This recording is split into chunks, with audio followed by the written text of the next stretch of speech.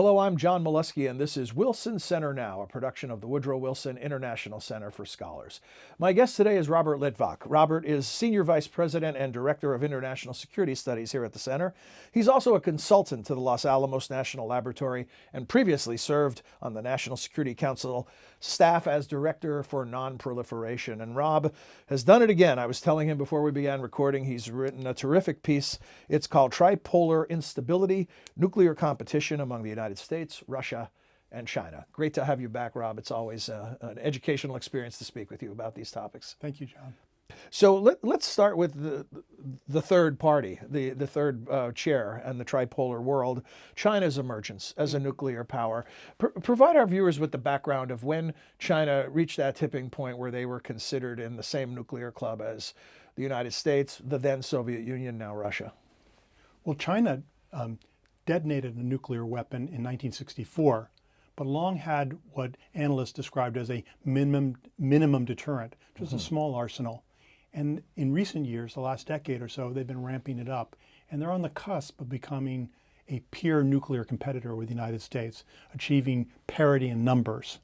By the end of this decade, it's projected that China will have 1,000 warheads. The United States and Russia have about 1,550 deployed. So it's on the cusp of becoming a peer nuclear competitor to the two superpowers from the Cold War period.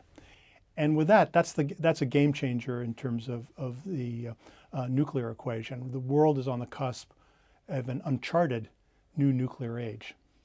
About that, you and I have been having discussions on these topics for decades. And, you go back to the Soviet Union and the Cold War, the original Cold War.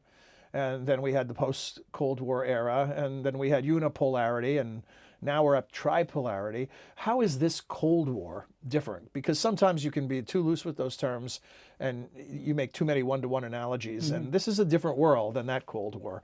How is this one different? Well, let me just briefly characterize the emerging new world of tripolar instability, as I describe it, and why I use the term instability. China's emerging as a pure nuclear competitor to the United States and Russia.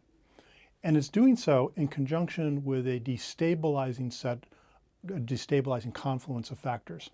First, competition is extending into new domains, cyberspace and outer space. And there are emerging technologies such as hypersonic weapons and artificial intelligence is lurking on the horizon technologically, or if it's here arriving. The second factor is that there are no constraints or no guidelines, no guardrails, because the arms control architecture of the Cold War period has been essentially dismantled. And the third destabilizing factor is that we have an ongoing war in Ukraine and a potential crisis in Taiwan. And it's that destabilizing confluence of factors that recast the Cold War era risks.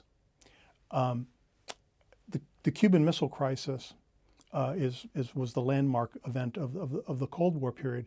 And what made it so destabilizing was up to the Cuban Missile Crisis, each side saw that in a crisis, it could have an advantage in going first or early.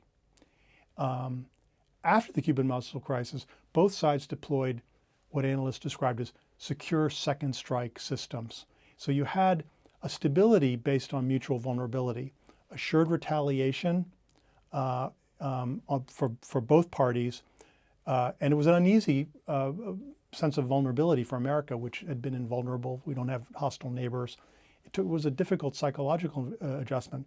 What I argue in this monograph is that these Cold War risks are being recast in two respects. First, the balance of terror is becoming less stable. And it's for the reason I alluded to. The competition is extended into new domains with emerging technologies that have destabilizing consequences. So the incentive to go first or early in a crisis may be being revived. And that's compounded by a second change, which is during the Cold War, you had a central, so to speak, strategic balance between the superpowers, which made major war between them unthinkable. As a consequence, conflict was deflected to peripheral areas, Vietnam, Afghanistan, Nicaragua, what we then called the third world. Well, now the stakes are not peripheral, they're vital. Ukraine, which is the key to the future of Europe. Taiwan, which is the signal event in East Asia, where China is seeking to change the status quo. The combination is that the bounds of terror is less stable and the stakes are vital. So those Cold War risks that had been ameliorated in the wake of the Cuban Missile Crisis are being revived. And we've got now a tripolar world, not a bipolar world. So this infrastructure of arms control that you referenced that is crumbling on life support. The last big agreement between the U.S. and Russia is now suspended by Russia. And then China's never been a participant in any of this. Correct. Yeah. It's the anti-ballistic missile treaty. The United States withdrew from that in 2002. There is a vestigial START treaty with Russia, which will expire in 2026. Putin has suspended cooperation with the inspection protocols within the treaty, but Russia is not leaving the treaty in the sense that it's going to build up beyond the level allowed by the treaty. But the United States has made clear that in 2026, I mean, the era of bilateral negotiations with the Soviet Union and now the Russia as a successor state, that's a bygone era. And any future negotiations are going to have to be trilateral at least, involving the three powers. Is there any indication that China is interested in coming to the table for such an agreement? No, and they've been arguing, the Chinese have been arguing that as long as their arsenal is kind of numerically smaller than Russia and the United States, there's no reason for it to participate. It's been hostile to the overtures, or has rebuffed overtures from the Biden administration to begin talks. And here there's a really kind of important aspect to the potential or the lack thereof for dialogue with China. Is we don't have a shared history with China on nuclear issues. Terms like deterrence, the key historical data points, reference points for us, like the Cuban Missile Crisis or even 1914, World War I. I mean, they don't have the same meaning to China. Our colleague Robert Daly at the Kissinger Institute has commented on that as being kind of a cultural or historical kind of lack of fit with the Chinese. We don't have a convergence on concepts, and it's they don't have the history. China acquired early warning systems from Russia, and during the Cold War period, there were a number of false alerts that could have led to use. So there are concerns that a host of concerns, but that China, there could be a false alarm by any of the powers, and this is where the artificial intelligence piece comes into it, because you could have a situation in which humans are not involved in decisions about nuclear use, and the United States has called for a norm in which a human being will be in the decision-making loop on a nuclear weapon. So anyone who's followed your work knows that you're not prone to hyperbole or hysterics or sensationalism. So when you write, the risk of nuclear war is greatest since the Cuban Missile Crisis, we're taking that very seriously. How concerned are you in that regard? Well, I think it's the destabilizing confluence of factors that I alluded to, but in the new context, there are escalatory risks, and the escalatory risks are of three kinds. The first is accidental use, which I just discussed, where there could be a false alert now linked to potentially down the line to an artificial intelligence system, where you'd have nuclear use without a human being involved, and that's why there's been a call for a norm that a human being must be in the decision-making chain. The second category of escalation is inadvertent escalation, where one side takes an action that it doesn't think is escalatory, but the other side perceives it as escalatory. And this is where the extension of competition into the new domains, cyberspace and outer space, come into play. Because early in a crisis, an adversary may seek to blind us by attacking our satellites or our communication systems. And they may think it's not escalatory because it doesn't involve the human loss of life, okay? But it would be highly escalatory because it would mean the United States would potentially lose control over its system. So it could be a driver of escalation inadvertently. And the third category, and I think this is a new factor, involved with China, is that as China, and that this is I refer to in the study as instrumental escalation. That's a term from the field, where one side may feel emboldened to escalate a conflict, okay, or a crisis. The Nobel Prize-winning strategist Thomas Schelling referred to this as a competition in risk-taking. So as China moves towards nuclear parity with the United States, and may feel that it has regional conventional superiority in Northeast Asia, China might be emboldened to test the status quo over Taiwan, like erecting a blockade around the island. Because the U.S. may have no other recourse other than a nuclear response, which it wouldn't be willing to take. Correct. I mean, that they would have, as they used to say in an earlier, escalation dominance, that they could escalate a crisis and then it's our move, so to speak. And that's why, I list factors in the conclusion about ways in which these risks can be mitigated. And certainly everything you just described with a hot war in Ukraine, you could come up with examples of how it could go off the rails there. Yeah, I mean, I think that what's been unprecedented, in 2 or 3 major ways about the Ukraine war, first major war in Europe since World War II, large scale. But the second way is the nuclear saber rattling,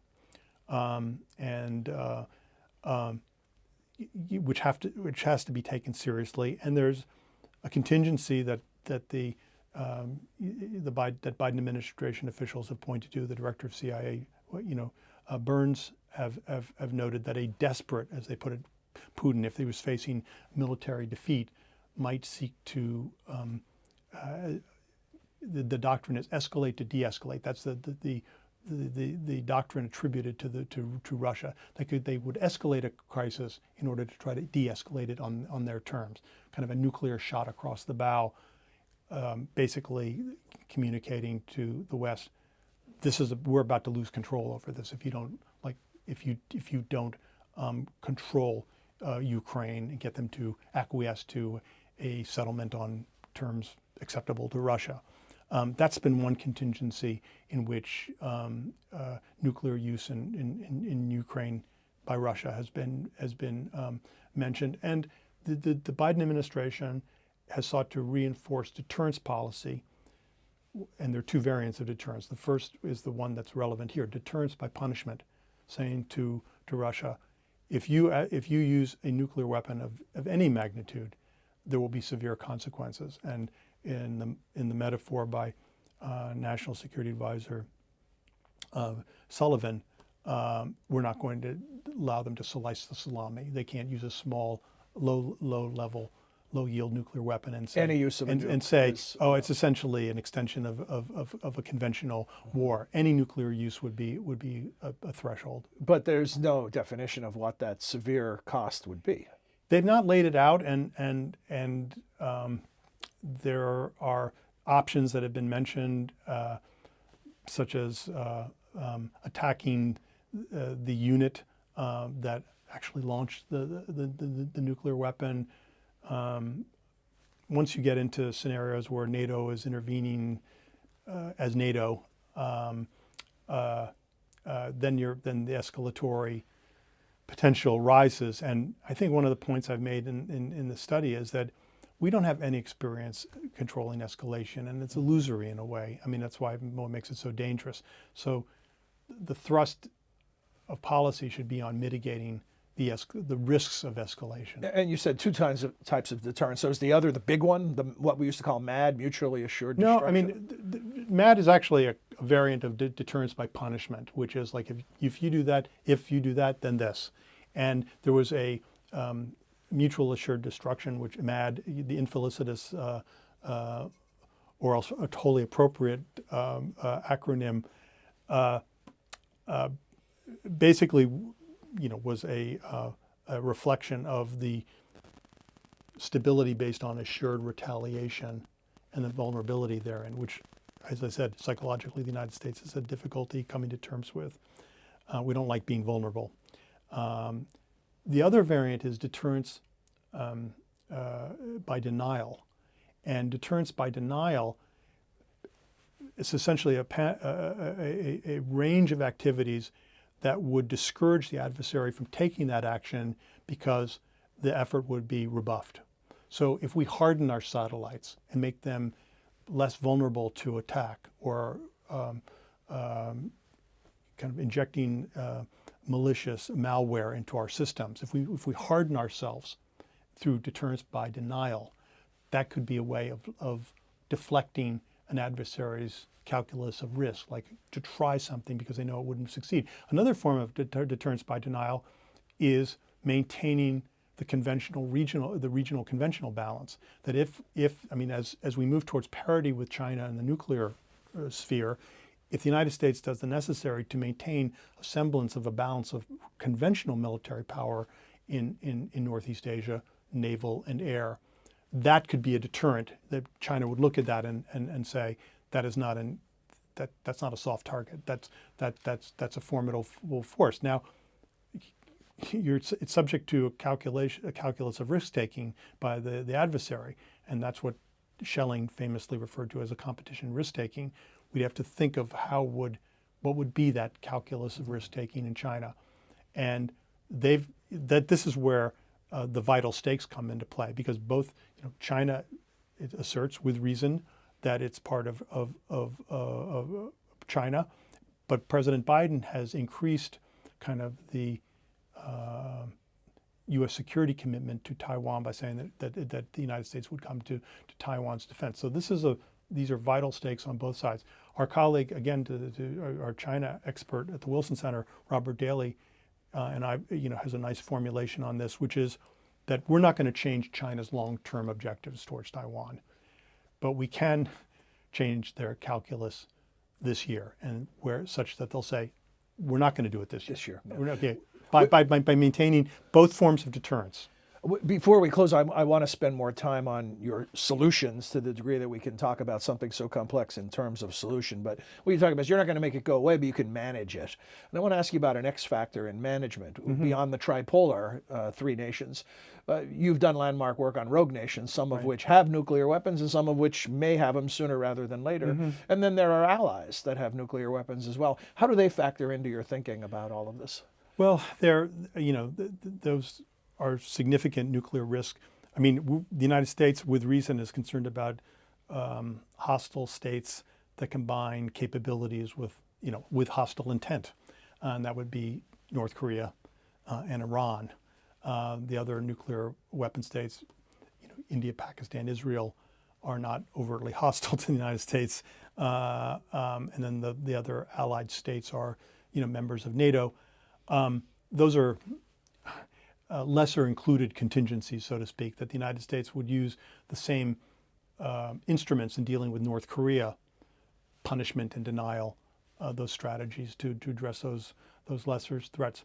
But last, one related point on mitigation of risks.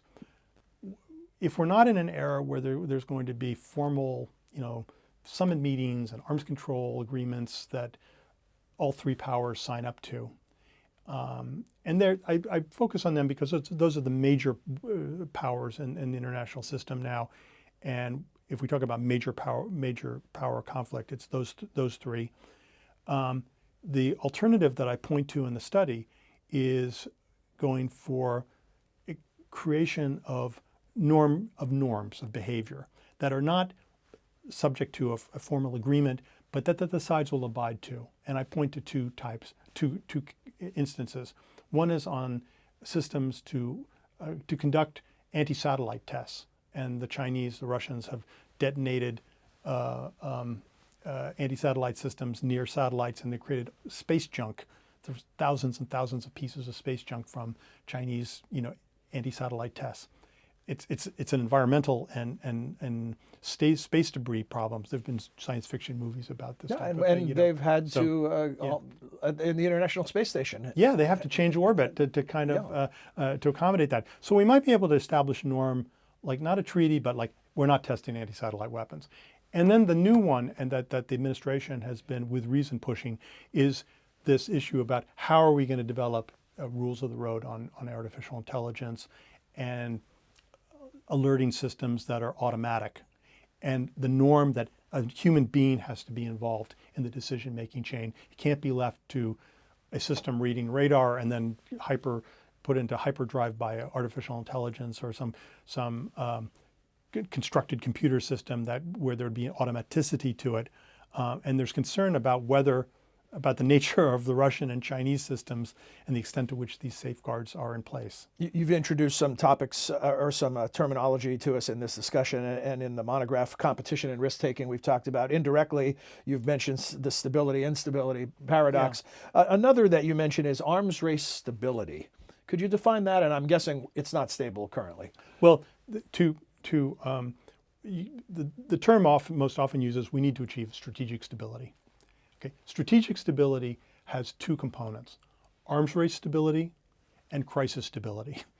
And in the Cold War period, we had arms race stability. It was codified within arms control agreements. There was a structure for that. And there was crisis stability, not that we didn't have Cold War crises, but particularly in the pre-Cuban Missile Crisis period. But an element in crisis stability was that the stakes were not over vital interests. I mean, no one thought we were going to have a nuclear war over Afghanistan or Vietnam or Nicaragua. And the central argument of the study is that both elements are now in flux. That for the destabilizing convergence that I mentioned at the outset, we now have arms race instability. New domains, new technologies, no arms control, no guardrails. And we have crisis instability. We're involved in a war in Ukraine and a potential crisis in Taiwan. And there are drivers of escalation stemming from arms race instability that could exacerbate and a change of policy in China. Exactly, and so that arms race instability could exacerbate and create crisis instability, both of which mean that the elusive goal of strategic stability remains elusive. Okay, now that we've scared everyone, let's talk about the concept of management a little more. I know you've already hinted at various things. In other words, what are the conditions? What is necessary to get us to a point where we can manage this with more confidence? I mean, we haven't seen the use of a nuclear weapon since Hiroshima and Nagasaki. That's the good news. Yeah. Some of that's been dumb luck. That's been well documented as far as near misses in the Cold War. But still, it's more or less worked. We're still standing. What will it take to get us to a point beyond this current higher risk era that we live in, where it's as dangerous as it was since the Cuban Missile Crisis? Well, in the nuclear field, people talk about optimists and pessimists, and it's hard to be optimistic given what we've just been discussing, but I think one also should acknowledge that war was averted during the Cold War. The historian, former Wilson Fellow John Gaddis, talked about the long peace, and he said that the combination of nuclear weapons that made war unthinkable, really, and clear commitments, that there was a NATO-Warsaw Pact, divide, and the Soviet Union knew that there was a territorial status quo they could not violate without significant risk of war. Those were the elements of the long peace. In the absence of nuclear weapons, we probably would have had a Third World War with the Soviet Union. It would have been a larger version of World War II. That's a imponderable historical hypothetical. The other source of historical optimism on nuclear issues is that we don't live in a world of 35 or 40 nuclear weapon states. In the 50s and 60s, there was an assumption that there would be a lot of states with nuclear weapons. Most states don't feel that they need nuclear weapons as a solution to their security problems. The United States has a nuclear umbrella that we extend to our allies, and that's why frontline states like Germany or South Korea, Japan, have not exercised their option to develop nuclear weapons. So you have the 5 permanent members of the UN Security Council, which were brought into the Nuclear Non-Proliferation Treaty as nuclear weapon states. You only have 3 other states that exercise their sovereign right not to join the Nuclear Non-Proliferation Treaty: India, Pakistan, and Israel, for understandable national security reasons of why they would want nuclear weapons. Then you have the other two states that were within the Nuclear Non-Proliferation Treaty, cheated within it, and are treated differently than India, Pakistan, and Israel. And that's North Korea, which has crossed the nuclear threshold, and Iran, which is a nuclear threshold state in the sense that it has the wherewithal to jump to nuclear weapons state status if it chose to, and that's what the diplomacy of the middle of last decade was all about. That's all for kind of on the optimistic side. I think that we are not going to see multi-party, trilateral arms control negotiations for the reasons we stated. Secretary of State Blinken was just in China, and it was a positive meeting with more dialogue to be kind of worked out.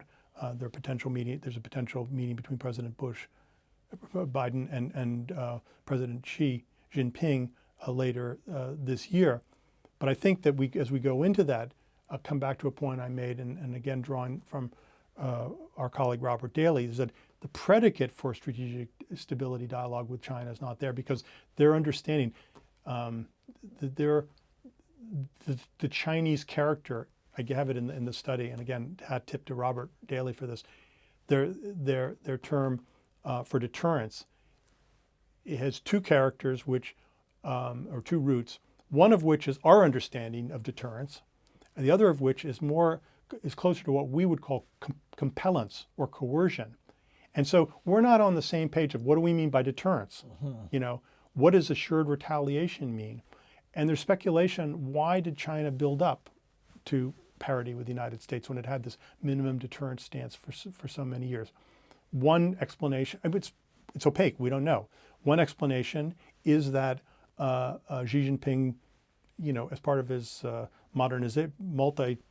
faceted modernization program, including the military, said this is what a modern superpower needs as a nuclear arsenal. Another explanation is that some American analysts were arguing a decade or more ago that China's small nuclear arsenal was potentially vulnerable to a U.S. first strike in a crisis, and this would give the United States leverage.